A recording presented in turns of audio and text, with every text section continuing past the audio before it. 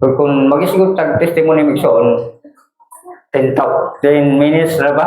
O kung sugdon sa sinugdanan migsoon dili mahuman siguro magapon.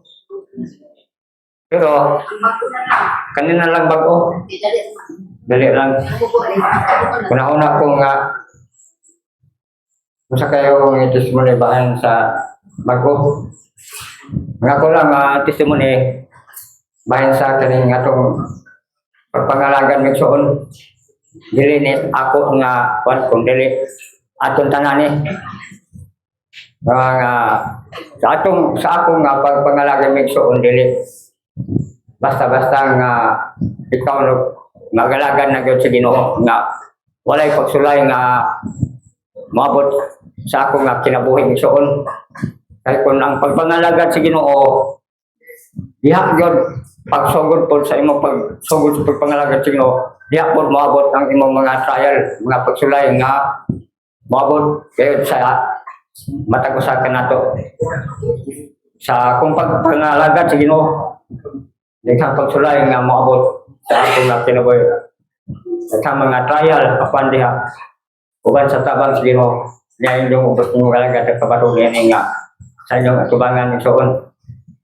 Nagkampag trial nga maabot pero akong ikuan sa ako nga ako lang yung ikuan yung migsoon dias oswe o lootso baro ka mo mamalikon ayaw mo kahaglok kay ako nagauban kaninyong tanan uban gyud ang Ginoo migsoon sa atong nga pagpanaw dinhi pag-abot dinhi nga panagtigom sa Davidian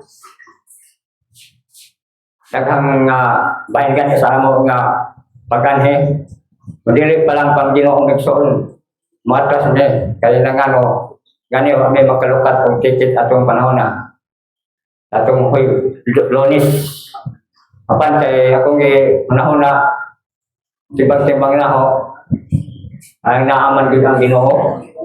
Ang Ginoo ra gyud matag og paagi nga maka-abutan nining atong panagtigom o kadiring. Abi na magsuno kini panagtigom sa katagos sa kanato. Ana ang panagtigom, ana po sa gahom sa Ginoo. Ang 12 ka mga apostolos migsuno kanito, sadya nagtigom sila. Nag-usa sila sa panagtigom, nakadawat sila sa balaang Espiritu Santo. Singa sa batag-usa, mausap ni atong panaghibo sa migsoon ingon nga kita mga Davidian. Kadawat dito migsoon sa kahom sa balaang Espiritu Santo. Manang atong panahon na akong pares pag-abot na mo dito sa duha gyud ka adlaw may natanggong dito sa fair. Nya wag yun may magpakawas paglaon nga naagay paagi sa Ginoo nga makaanhi gyud mi makakita gyud mi ninyo mga gwapo din mga anak sa Ginoo gawasan ning bradore sige man nakita na ate ang kauban sige na may makita pag kanin taga-uban sa makakita ko diha sa Facebook pero wag kay wag gyud personal gyud so ning ato panahon na ngabot sa kaduhang adlaw wag gyapon may dito gyapon may hapit kaon bigson pero bukan sa tabang sino niya gyapon may nagkabaro o bukan pa ito nga way tabang sino amot mapas mo siguro nya pag-abot niya mo na kasakay na may gikan sa pier pengon sa Davao kung to ko nga duha sa adlaw usama na pagkagabi wasa ka adlaw hapit tas 8 mingabot diha sa Davao pag-abot mo sa Davao na padung na pamisdigos dito na maigon na magsuon nga kung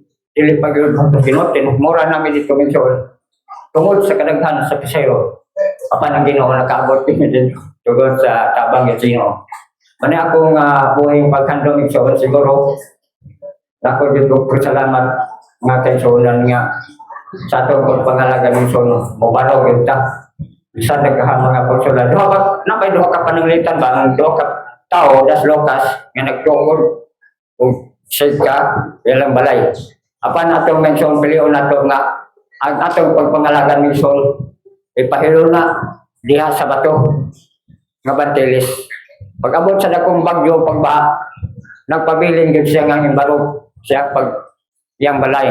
Ingon sa kaming suot. Daghang mga pagsulay, daghang mga intriga. Sa ako to, daghan man. Intriga, di yun sa nga way pagsulay. Pan, barog sa atong pagpangalagad. Tansin na kaming suot, kung muatras pa ta atong pagpangalagad. So, diretso na lang kita. Kadoon lang atong daganan. Gusto magtamang suot sa ako, gusto ko mo atong tindam. Tindam yun atong rumbo. Kaya ito dito ang linen, ang mga kasakit, daghan pang mga kuwan. Kapag dito na sa tindama, malipayon tabing sol, kaya mga isaan.